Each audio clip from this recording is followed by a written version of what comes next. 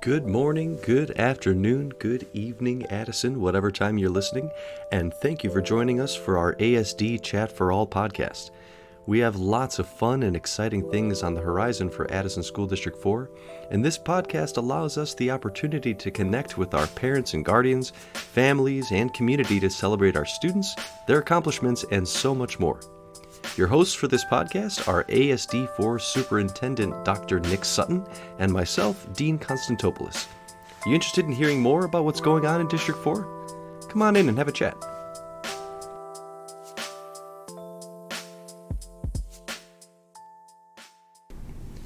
Good afternoon, everyone, and thank you for joining us again for another episode of our ASD Chat for All podcast. My name is Dean Constantopoulos. I'll be one of your hosts this afternoon, and I'm actually joined with a wonderful guest today. Dr. Sutton is out, and so today I will be interviewing our wonderful guest, Amy Wildman, over at Wesley School. She is one of our social workers here for the district. So, Amy, thank you so much for joining me today. Thank you for having me, Dean. Of course. So, let's just hop right in then. So, I obviously know who you are, but in case anybody else is listening and they're not familiar, go ahead and tell us who you are and tell us a little bit about your background here at ASD4. Well, Dean, my name is Amy Wildman. I am the social worker at Wesley Elementary.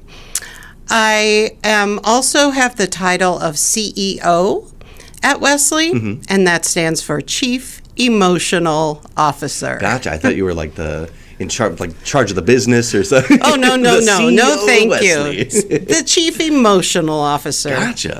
And so that's actually a term that I haven't heard before. What is a Chief Emotional Officer? What does that position entail? Well, it is a self-titled position. The social worker provides services to students, direct social work services and group services. Social workers are trained mental health care professionals. School social work is unique in that what we're looking at is, can a child access their education? Are there any social, emotional, or behavioral aspects that are standing in the way of them accessing their education? Gotcha. So we really do look at like the student as a fully rounded.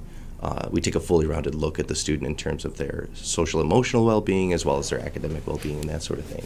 That's awesome. Absolutely. In fact, I joined the district 10 years ago, and at that time, the district was really committed in getting a full-time social worker in each building. Oh, wow. Prior to that, we had half-time, part-time social workers in many buildings, but it has come to the attention of many school districts that we really need to service our students as a whole, academically as well as socially, emotionally, and behaviorally. Well, so to kind of go off of that idea then, so why do you think that social workers are such key players in the success of our kids? Why do you think that it's so important for us to be looking at this holistic perspective of the student instead of just saying, well, you got to get your homework done and that's the most important thing?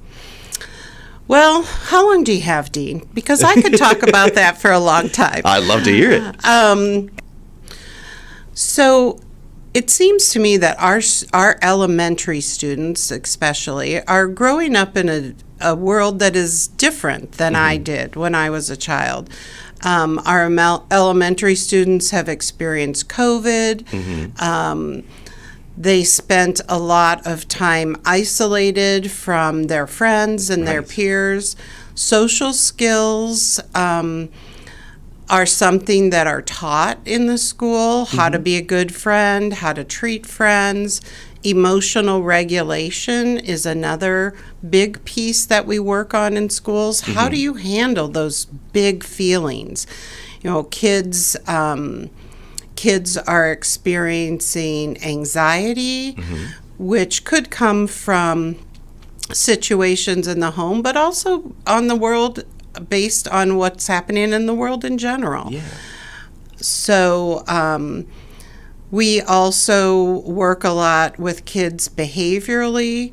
If a child is having a difficult time coping with those big feelings and it shows itself in behavior, we can offer students strategies to cope with that. Well, thank you for sharing that. So let me ask you this. How do you think social work has kind of changed since you've started here until now?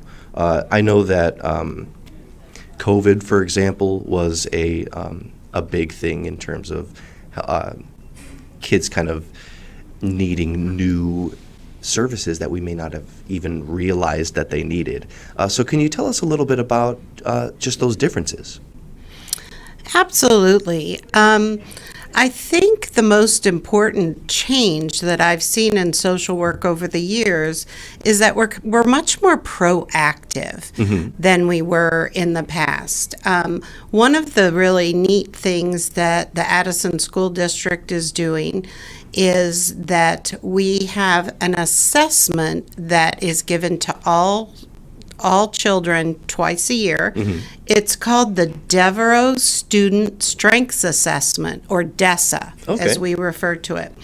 And the teachers rate the children on social emotional competencies. Gotcha. Things like optimistic thinking, self-management, social awareness, decision making. Oh, wow. And when the students are scored, any student that comes up in the needs category for any of these skills is put into a short-term 6-week group. Gotcha. So that we can really focus on those skills and strengthen those skills. We then reassess the students after the group to see if they made progress. So that's a really neat way that we can proactively boost kids' social emotional skills. Yeah, well, that's amazing, and all of those categories that you mentioned are all really important aspects that like any kind of well-rounded person will need to be successful, not just in school but outside of school. That's really cool that we focus on that stuff. We actually also have implemented over the years a program called Second Step, which is taught weekly in the classroom by the classroom teacher.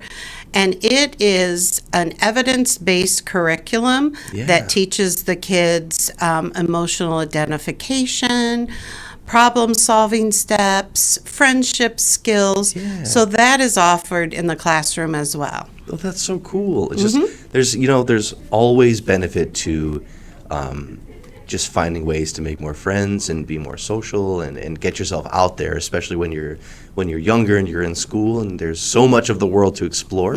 It's really great that we have people that can kind of encourage our kids to follow what they want to do and in a good way for themselves, right? In a healthy way.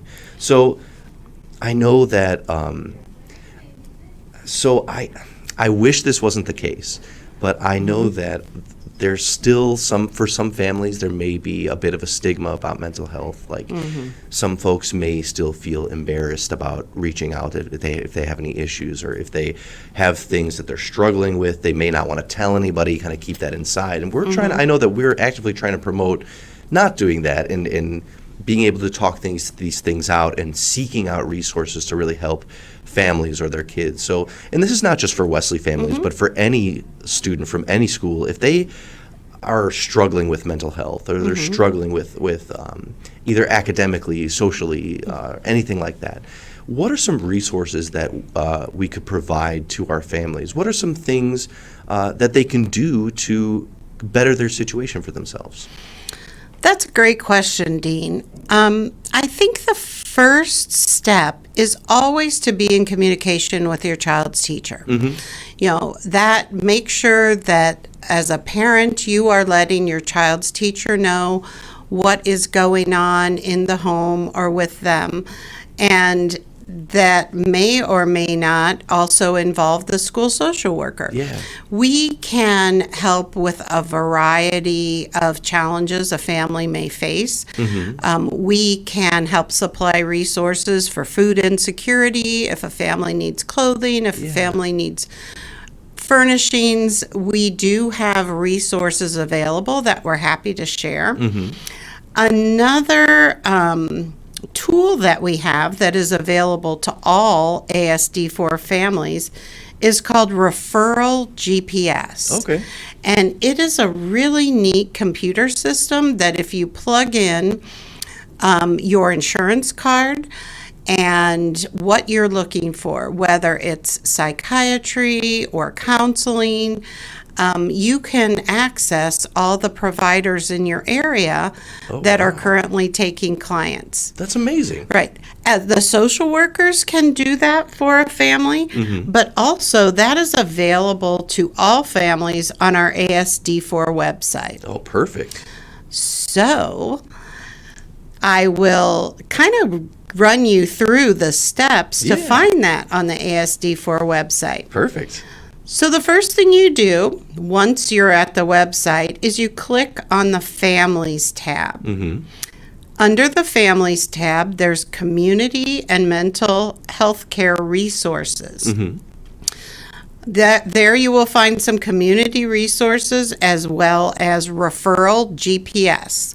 And if you click on that, that will be the search engine that can help you find the resources and providers you're looking for. Oh, that's amazing. So that's going to be so helpful to families that are looking for like affordable care in the area. And I think that's a big component to a lot of these folks probably seeking out these mental health services is maybe transportation is an issue, or maybe insurance is an issue or something like that. But it sounds like Referral GPS can kind of navigate these differences and help them find the person that they're looking for. Yeah, it is a fabulous tool. And social workers are happy to assist a family with it, but it is also available for anyone to use at home. Well, awesome.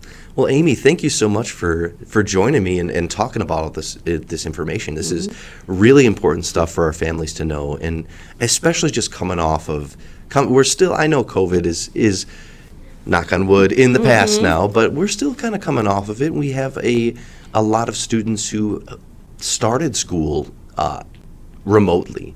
So I imagine there are going to be a lot of things to tackle as these students get older. So it's really good information to share with our families. So thank you so much for joining me today. Question for you: if anybody wanted to reach out to you, let's just say they wanted to talk about Referral GPS, or they wanted to talk about something they're struggling with, or just they wanted to just talk about the Mayor's Ball coming up this weekend or something, what is a good way that a family could reach out to you? I can be reached at Wildman at addisonasd4.org. Perfect. And every school has a social worker. The junior high has 3 as well. Oh, wow. So I think families should feel free and comfortable to look at the directories and seek out your social workers in your school. Yeah. So speaking of which, so I know that you're based in Wesley, but do you also do social work at any of the other schools here at ASD4? Well, Dean, that's a great question because I have recently had the opportunity to go over to Stone Elementary. Oh, awesome. So I'm at Stone Elementary 2 mornings a week. That is a very large school, and we're finding that they could use a little assistance. Yeah. So I'm primarily at Wesley and Stone 2 mornings. So if anybody wants to reach out to you, it really can be from Wesley, it could be from Stone, but could somebody from another school reach out as well? Absolutely. And social workers are here not only for our students, but also for our staff. Yeah. Many of our staff members have asked about services for their family members. We are here to talk to staff members as well as students. So if any teachers are listening out there, if there's anything your building social worker can do for you, don't hesitate to ask. Well, awesome. Amy, thank you so much for all of this great information. And for everybody else listening, stay tuned for next time. Thank you for tuning in to our ASD Chat for All podcast.